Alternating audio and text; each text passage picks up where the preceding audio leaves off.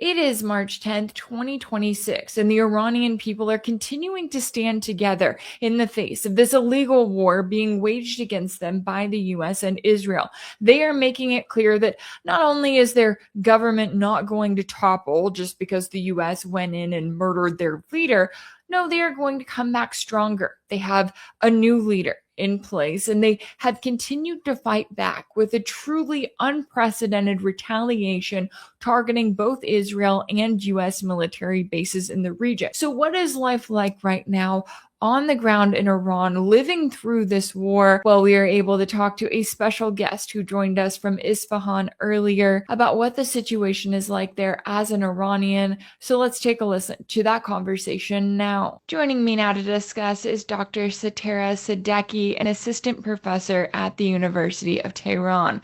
Dr. Sadeqi, thank you so much for taking the time to join me. Thank you, Rachel, for having me. It's always great to talk to you.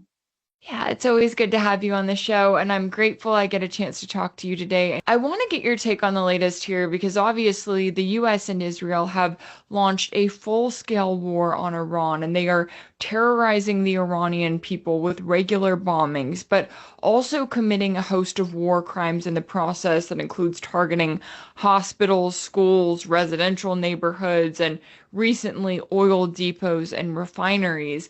Can you start by telling us what life has been like there over the last 10 days and how this illegal war against your country has impacted you and your family? Well, I work in Tehran, and that's the capital city that has been impacted the most.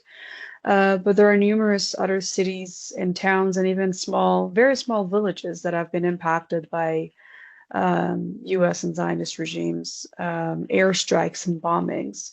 A couple of days or a few days before the war starts, as usual, it was one day before our weekend starts, I came to Isfahan, where my family lives and where I'm originally from. And then schools were canceled. And I mean, when the war started, then I felt more safe to stay here with my family. On the first day, even in Isfahan, we did hear bombings and explosions. It wasn't as crazy as the coming days. But on Saturday, the first day that the war started, then they started bombing, like basically carpet bombing Tehran, and assassinating our popular leader, but also RGC and other military commanders, and taking the lives of many other innocent people. In Isfahan, for it's been like constant. We hear the bombings, and it's interesting that I talk to people from different parts of the town where like some parts are hearing the explosions of the bombings louder, and they've been impacted in a stronger way, but you can hear it basically everywhere. And Isfahan is not as big as Tehran. Tehran is huge, and so there are many areas that have been affected, but uh, I mean, normal life goes on. You see images of people, especially that, it's Ramadan, within less than 10 days, it's Persian New Year. And just basically people go grocery shopping and I don't know, just doing the daily life that they would do. But apart from that, I mean, in addition to that, people also take out to the streets every night to take part in like massive rallies in support of their country, sometimes under bombardments. For example, a couple of days ago, it was yesterday. Yes, yesterday, there was a massive gathering in Esfahan at the historical square, which is called Naqsh Jahan Square, and it's the second largest square in the entire world. It's a very beautiful a historical gem that hosts two different historical mosques, a palace, a huge bazaar. And it's a favorite place for people to go on picnic with their families, but also go shopping, just hanging out in the small and beautiful cafes that exist there, or go to the mosque and pray. So it has opportunities for many different activities. But people were gathering there to pledge allegiance to the new leader. And while people were there, um, there was a strike on the Governorate building and a couple of other buildings that were right next to where this historical place.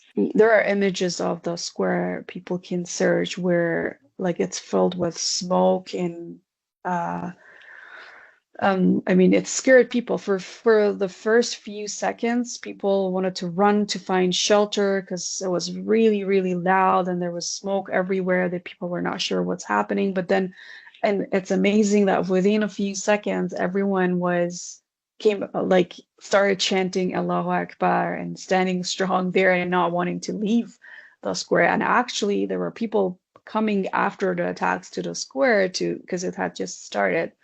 But what happened, I mean, inside the square, people were not injured, but in the government building, a few people were killed, and a lot of, I mean, some other people were injured. In the two very beautiful historical palaces that showcase beautiful Iranian arts from more than 400 years ago, which is older than the US and the Zionist regime combined. And they have I mean, they have destroyed parts of it. Some of the paintings on the walls, the beautiful paintings on the walls that, for example, depict the some very important historical events have been damaged. Some wooden windows have come off. Some parts of the very beautiful mirror work on the ceilings have come off. And it's the images are very heartbreaking how they have damaged these historical buildings. Um, and you know, I mean, apart from that, we also like every time we hear explosions, we just call family members on different parts of the city to make sure they're okay. We go like online to check on their friends and see if they're okay. Especially, for example, for my friends who are in Tehran, I just try to call them or message them and try to make sure that they're doing okay because we all know that it could happen to any of us. I mean, it's they've been targeting, they were demolishing residential areas. Like in Tehran, they have demolished entire building blocks of like 20, 30 families in each blocks, and like nobody is coming alive out of those rubbles in many areas.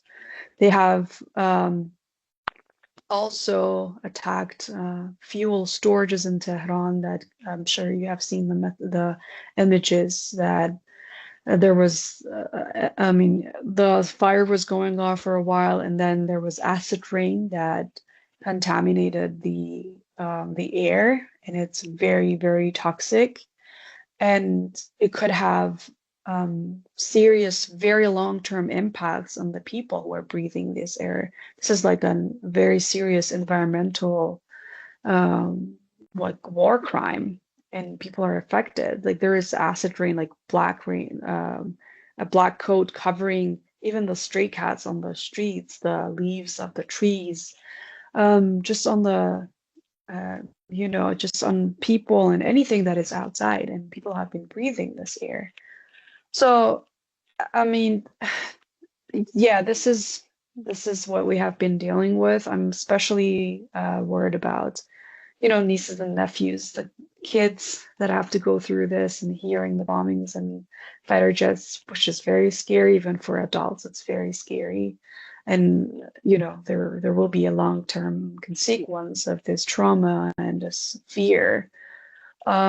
No matter how much you try to, you know, filter the news for them so they don't understand what exactly is happening in the country, at the end of the day, they see their other friends being impacted. But for example, like online schools and universities are going on. I've had my online classes at the university, which gives me a chance to check on my students and make sure, especially that they come from different cities, and make sure that they are doing okay despite everything that is happening. So, yeah, on the one side, on the one hand, you have this really horrible images and horrible things that are happening, but on the other hand, it's strong willpower to defy and to stand strong and just continue with your everyday life. There is this desire to just keep going and resisting. Yeah, and I appreciate you taking the time to share what it's been like to be there in the midst of all of this, because I know that for so many of us, we watched this play out when the US and Israel carried out an all-out genocide against the Palestinians, which still continues. And you see these images and these videos, and for many people, they think, oh, well, surely that's just in Gaza, right? Or surely they wouldn't do that elsewhere. But exactly as you're describing it, now they're targeting Iran, they're targeting the Iranian civilians. They know they're not going to topple the Iranian government with these bombs. This is about terrorizing the population and, in a lot of ways, doing as much destruction as they can while they can, but also punishing the Iranian people for not taking to the streets and quote unquote overthrowing their government as President Trump instructed them to do at the start of all of this. And that has been one of the most interesting things to watch here has been this idea from the Trump administration that if you go in with a series of decapitation strikes, if you take out Iran's leader, then the entire government is going to fall. Well, obviously, you and I would have known that that wasn't going to happen, right? Iran is not a dictatorship. They have plans in place for what happens if something happens to their main leader or to any of these top commanders. Have you been surprised at all by the reaction within your country, right? The fact that people have continued to become more unified than ever, have continued to stand strong in the face of the truly unprecedented adversity that Iran is now facing.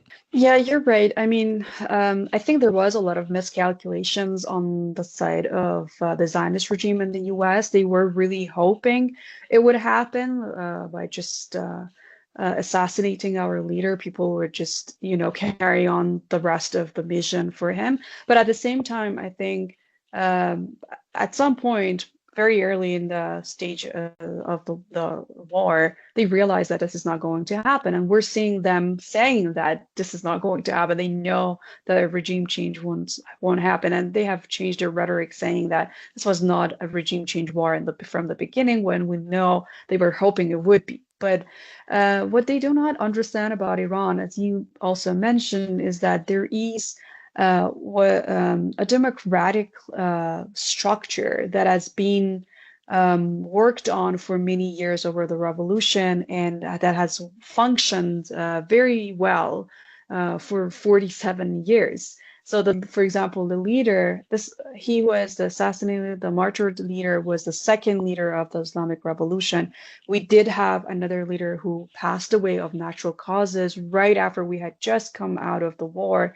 And immediately he was replaced with this new leader and the Assembly of Experts, which has 88 members, religious scholars and jurisprudence that are elected directly by the people every 8 years. They decide who's going to replace. So there is the will of the people, their opinion is counted. Now, I'm not saying this is a perfect system. You can always find rooms for improvement in just like in for any other country, but it has functioned very well, and that's how Iran has, survived and thrived in the face of aggression coming from the United States and the Zionist regime for almost 50 years. Actually, if you want to look at the longer history, the aggression started well before that. We know about the coup in 1953 that toppled the democratically elected Prime Minister Mohammad Mossadegh, carried out by CIA. But even though through this many years, I have witnessed how people in very crucial moments take out to the streets and show their support for for their government, for their, revolution. For example, in the case of the assassination of General Soleimani, millions and millions took to the streets to attend his funeral. And we just carried on our mission to protect our sovereignty. And even though I have seen people with like massive turnouts in different occasions, I was really not expecting to see them come on the streets with their babies, with their children, with all family members under bombardment. This is something different, and um, I am surprised. I knew that we had like one of the greatest people and strongest nations in the world, but I was not expecting this much resilience in the face of aggression. You can see images from Isfahan, from Tehran, and other cities where the air defense system is activated because they're trying to target people. Or you can hear the bombings around. You can even see smokes around, and people don't want to leave. They just want to stay there and resist and show the enemy that no, you're not going to have any say in what's happened to this country or the future of this country. We are the ones who are going to decide. We might have grievances. I've seen people who actually took part in the protests in January, but now they're out on the streets because they want to protect their country. They understand this is about the sovereignty of their country. It's about Iran. It's not about only the Islamic Republic. It's about Iran that they have for years sought to balkanize, to create a perpetual chaos, and then plunder our natural resources, steal our oil, and then place whoever they want in the country. We have also seen what has happened to Iraq, to Libya, to Syria, and they're very determined not to let that happen to their country, especially that we have a very strong military force that is very ready to sacrifice and protect their country. So in that term, I can say that I was kind of surprised that even the bombings and the missile attacks and the destructions of residential areas did not stop them from wanting to defend their country. Oh, absolutely. And that's a really important point, right? Because even as we look back at the protests that initially started in late December, early January, you had people who had legitimate grievances, right? Were frustrated with the state of the economy, were frustrated in some ways with their government, with the US manipulating the currency. And I don't blame people for wanting to take to the streets and to speak out in protest, but to also kind of see them come around now and to realize the ways in which the US and Israel have manipulated these movements and tried to turn the Iranian people against their government, not because they care about the Iranian people, no, because they want control, because they want to destroy Iran. And exactly as you said, they want to come in and break everything up. And it's horrific to watch, but it also is a reminder to the Iranian people so early on that they are aware of what's happening. Now, while I have you here, I do also want to ask you about the state of Iran's new leader, because as you were describing, you have this assembly of experts that specifically chose Mojtaba Khamenei, the son of the late Ayatollah Ali Khamenei. And I thought it was interesting because here in the West, the media is acting as if this was no surprise, right? They say, of course, they would choose the leader's son. Of course, he's a hardliner and he has ties to the IRGC. Can you give us some insight into what we know about him and the significance of this decision that, again, was chosen by this assembly, not by Iran's leader who was just murdered by the US? Exactly. I mean, if people think that the leadership in Iran is about, just passing from the father to the son, they should ask themselves, why wasn't Imam Khomeini's son the next leader after he passed away in 1980s? This is exactly the mechanism that was defined and formed back then. That I mean, with the foundation of the Islamic Revolution and the Islamic Republic, this was predicted that at some point the leader might pass away or be martyred, or even like because the Assembly of Experts' job is also to monitor and supervise the leader's actions. So if at some point the Assembly of Leader comes to the conclusion that no, this leader is not good for the country, they can just remove him and then vote for a different one. And people do not understand this is a democratic mechanism. The fact that Ayatollah Sayyid Ali Khamenei, the martyred leader, stayed from since 1980s until now was because he had a very, very popular performance with a lot of people. Now, and he maintained a very humble lifestyle. He or his children never had any businesses. They never accumulated money. Even his enemies would confess that he has maintained a very clean life. And another thing that people might not understand is that the leader of Iran, whoever is chosen right now, Sayyid Mushtaba Khamenei, is also the commander-in-chief of the armed forces. So saying that, oh, he has close ties to IRGC does not really make any sense, because any leader would be the commander of all armed forces, which includes IRGC, the army, the navy, and marine forces, and everything. And these are all speculations. They tried, actually, I think the Western media guessed that he would be the next choice by the Assembly of Experts, because Ayatollah Khamenei was so popular that people would probably want his son to be the next leader, that they tried to character assassinate him from years before. They started this ridiculous stories of his empire or mafia outside Iran. He has this hotel in this, I don't know, like Europe, but they don't understand that people here know, and it's been proven to them that Ayatollah Khamenei's children never had any privilege in the country. They never used their father's power and position to gain absolutely anything. And it's also interesting to know that he did not have a public appearance at all. Like for most of us, we have not even heard him speak, because he kept a very kind of low-key public life, and he was considered a very he is considered a very respectable scholar. So the people who mostly know him are the scholars and the jurisprudents, and these are the ones who make up the members of the Assembly of Experts, and that's why they elected him as the next leader.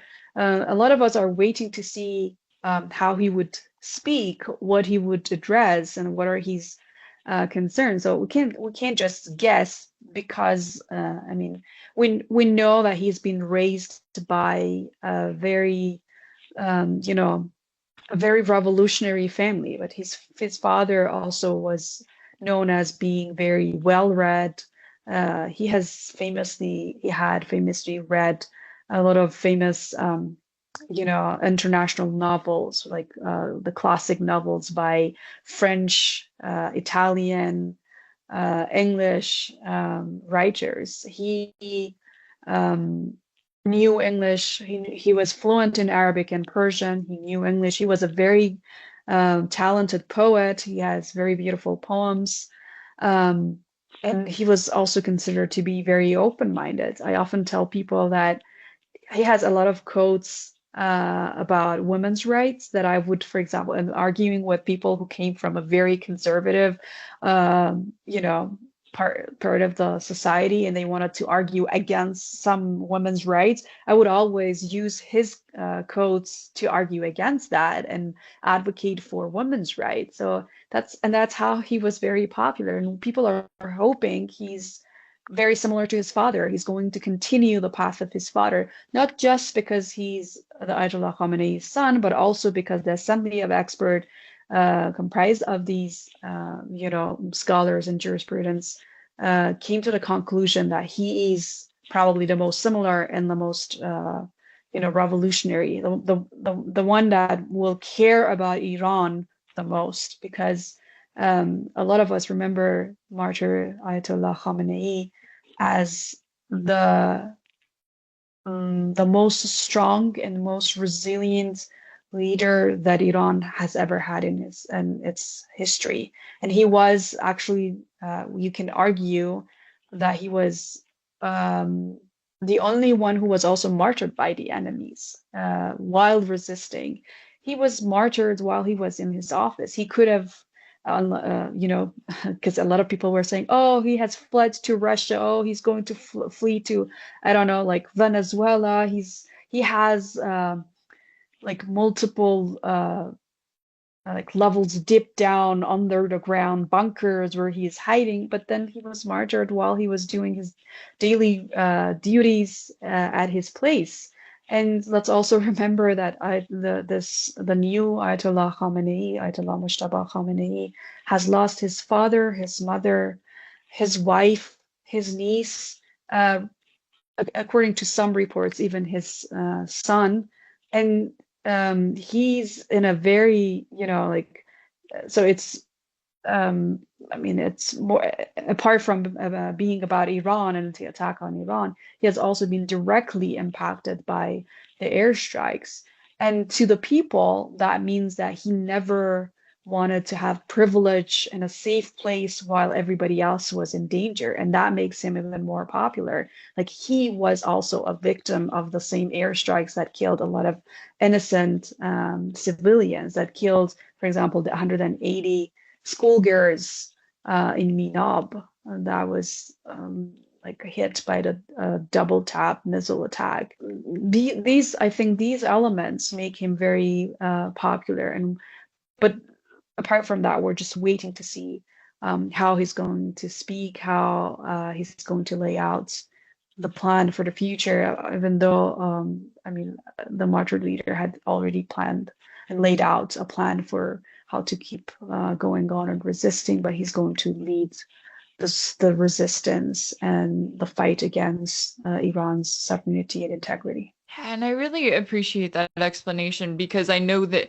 here in the West, they refer to Iran's leader as the supreme leader, right? As if to really drive it home that this is a dictator. But exactly as you're describing there, I mean, if the Assembly of Experts is not happy with him, if they see issues with the leader, they can go in and make changes. And that's something that I can guarantee you the average person in the West, even the average politician in the West, has no idea about that, right? They do not fundamentally understand Iran as we are now clearly seeing. And exactly as you were describing it there, right? The fact that this is an existential threat to Iran's very existence. That's something that the US also doesn't fully understand because for the US, this is a war of choice, right? They didn't have to embark on this. They did not have to attack Iran. They chose to do so. The last thing I wanted to bring up before we go is the state of Iran's retaliation, because for months now, Iran has been warning if they are attacked again, they will target not only Israel with their retaliation, but also the US military bases in the region. And they went on to do exactly that after they were attacked by the US and Israel once again. And now they're warning that they are prepared for a prolonged war, that they have been preparing for this very war for years, decades, but especially in the recent months after the so-called 12-day war that the US and Israel launched. So, how do you view the state of Iran's retaliation and what it is prepared for here when it comes to confronting this existential threat? Yeah, as you said, it is an existential threat because we have come under attack, and you can see in the rhetoric of Donald Trump himself, Peter Hegseth, and Lindsey Graham that they are now talking about destroying Iran. They're talking about attacking Iranian people. It's no longer about the political system, it's about the people. And they're threatening that they just want to massacre people if we continue resisting and we do not surrender, like full surrender. That's exactly what they want. And even though it's especially during the 12-day war, it was a war mostly fought for the Zionist regime. I think this time it is also a U.S. war. The U.S. was hoping it could get access to Iran's oil and plunder Iran's oil just the same way that they had done previously to Iraq and Venezuela and other countries. So it is, and Iran understands that, and Iran, for the same reason, Iran is attacking US interest in the region. And these are all bases that have been used to attack Iran and to kill Iranians.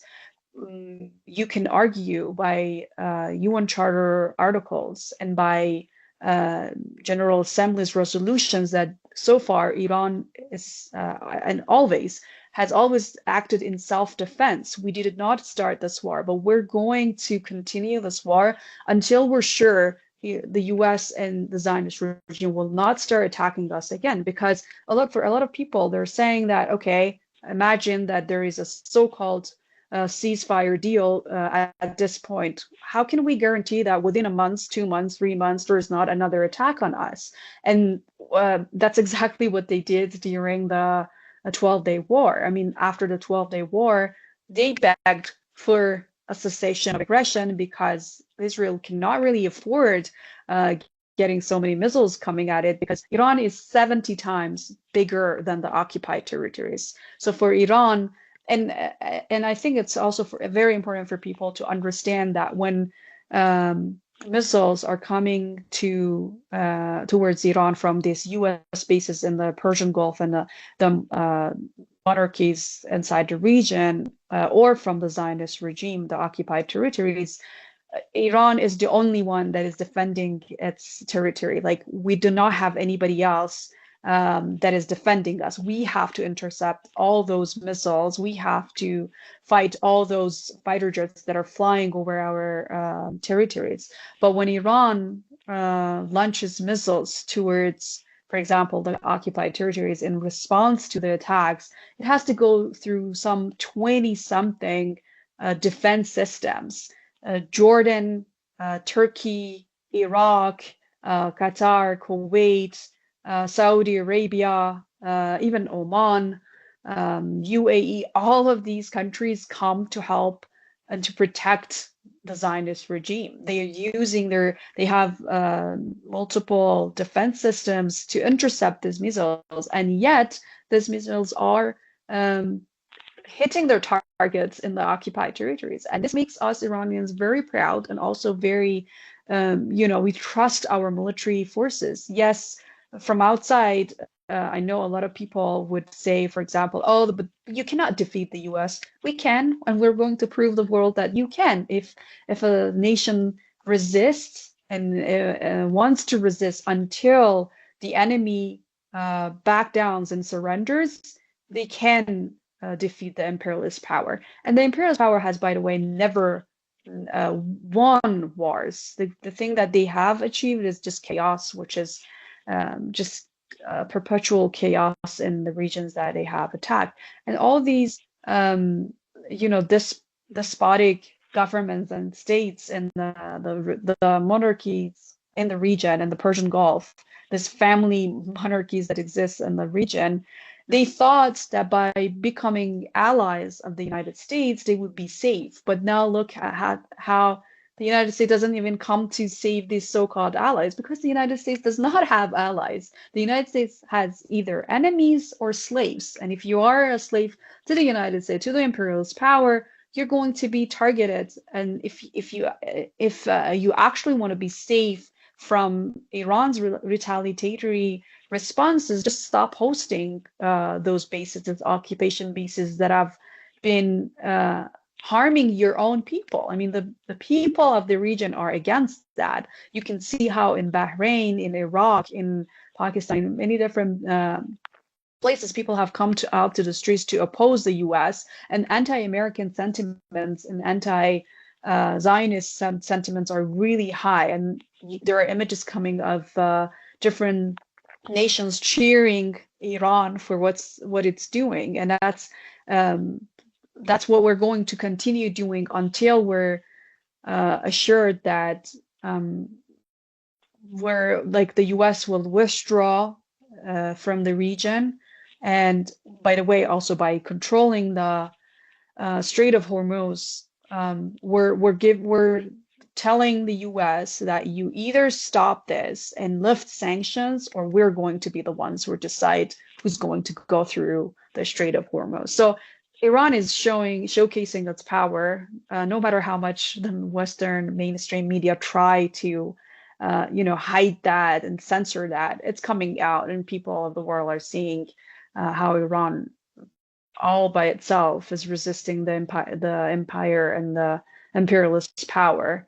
And the way I mean, even from the rhetoric of the Epstein regime, you can see that they are losing. They're not talking about short-term pains and long-term gains because they want to hide the casualties that they have, the destruction that has been brought to their bases in the region. And I think Iran is doing a very, very good job, strongly resisting and showing that it's going to be very costly to attack Iran. Oh, absolutely. And I know when you look at the Trump administration and it's, oh, any day now Iran is going to run out of missiles or we've destroyed, as Trump claims, right? Every single force. And I'm going, okay, every single force except for the ones that are landing ballistic missiles in Tel Aviv, right? Keeping the Strait of Hormuz closed to any ships that they don't want to come through. Oh, and also targeting all of these key U.S. military bases and destroying radar systems. You got all the forces except for all of those that you still haven't taken out yet. But yeah, it is just it's fascinating to watch, but we are watching history be made because up until this point, I mean, countries do not stand up directly to the United States in the way that Iran is right now. They are making a very powerful statement, and I know that there is certainly a lot at stake here all around. I really do appreciate you taking the time to join me today to discuss all of the latest and to give us some insight into your part of the world there. Dr. Setareh Sadeqi, an assistant professor at the University of Tehran, thank you so much for your time and insight. Thank you for this conversation. If anything in this video resonated with you, be sure to like it, share it with your friends, leave a comment. And as always, don't forget to subscribe. And if you want to keep up with all of my work, make sure that you're subscribed to my page on Substack.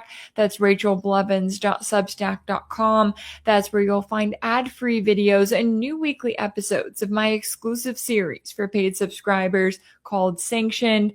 You can also check out Sanctioned over on my page on Patreon.